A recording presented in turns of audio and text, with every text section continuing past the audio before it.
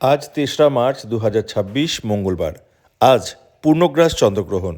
আজ ভারতবর্ষে এই গ্রহণ দৃশ্যমান, তাই এই সময় গ্রহণের বিধি সকলের মেনে চলাই শ্রেয়। শাস্ত্র অনুযায়ী গ্রহণ শুরু ৯ ঘন্টা আগে সূতককাল শুরু বলে মনে করা হয়। সেই অনুযায়ী ৬টা ২০ থেকে সূতককাল। গ্রহণের সময় শুভ কার্য যেমন পুজো করা থেকে বিরত থাকুন, রান্না করা এবং খাওয়া থেকে বিরত থাকুন, চুল নখ ইত্যাদি কাটবেন না। আসুন দেখে নেব চন্দ্রগ্রহণের সময় যে কাজগুলি করলে শুভ ফল পাবে। এই সময় ওং সোমায় নমঃ জপ করা বিশেষ লাভদায়ক।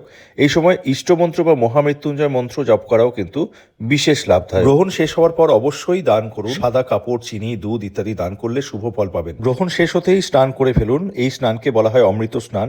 অমৃত স্নান করার সময় এই মন্ত্র বলতে ভুলবেন না। এরপরে ঘরে শুদ্ধিকরণ করুন। তুলসী পাতা এবং কুশ দ্বারা খাবারকে ঢেকে রাখুন, এতে খাবারের শুদ্ধতা বজায় থাকবে এবং গর্ভবতী মহিলাদের এই সময় বিশেষ যত্ন নেওয়া উচিত। আজকের এই বিশেষ দিনে সকলের মঙ্গল হোক। এরকম আরও নানান ভিডিও পেতে আমাকে ফলো করে রাখুন।